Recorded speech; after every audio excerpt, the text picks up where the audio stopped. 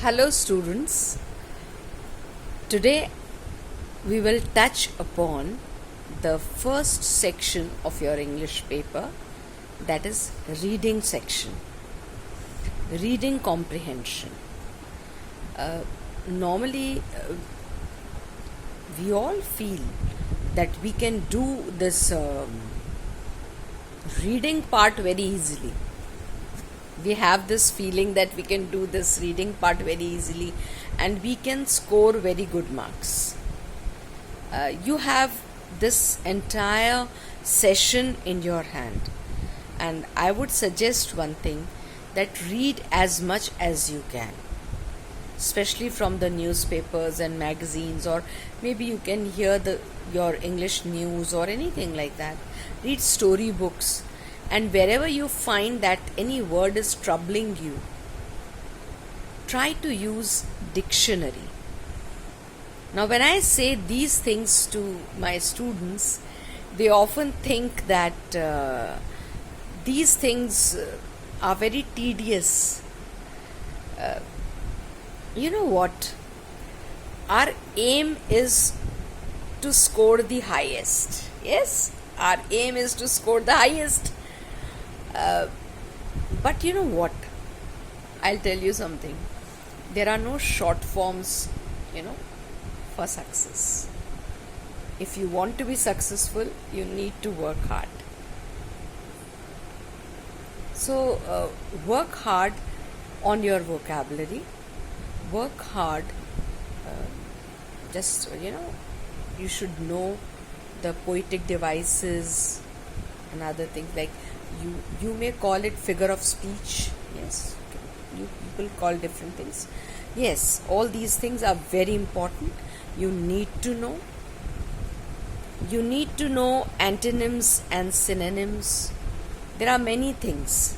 So what I have decided is that I will give you short videos for these vocabulary problems and all, so that you can just hear me. Whenever you feel like you can hear, you can watch me, and it will be easy for you. Now, when we do a comprehension, when any comprehension is being attempted by the students, it is like doing something in a very reckless manner, because most of us, we feel we can do reading and we can just attempt the answers very easily. See, children, I'll tell you something. The question paper is set at different levels, I'll tell you. 60% is for the average students, 80% for above average students, and remaining 20% is for the brilliant ones. I want each one of you to be among those 20% brilliant ones, and for that reason, kindly follow whatever I am telling you regarding your reading section. So when you do your reading section, do one thing. Instead of reading the comprehension, first of all, read the questions. Yes, your teacher may say, your tuition teacher, or you may feel that it is useless to read the questions first. But after 32 years of experience, I have realized that the students who read the questions first, they are focused, because they know that which part of the comprehension is important and where they have to focus to gain more marks. It's not the question of understanding the entire comprehension properly, it's the question of answering all the questions properly. That is what is really required of you. So read all the questions and keep them in your mind. And as you read the comprehension for the first time, try to mark the simpler answers. Then there are some questions which are tough. So then work on that in the second reading. And by the time you do your third reading of the comprehension, I'm telling you, you will get cent% marks in. I'm very soon going to solve a comprehension in this manner right in front of you, so that it will be easier for you to understand what I am saying. जिन बच्चों को English अच्छे से नहीं आती है, उन्हें मैं ये समझाना चाहती हूँ कि जब आपको पास इंग्लिश का कॉम्प्रीहेंशन आता है तो आप ये बात ध्यान रखिए कि पहले क्वेश्चंस को अच्छे से पढ़ लें.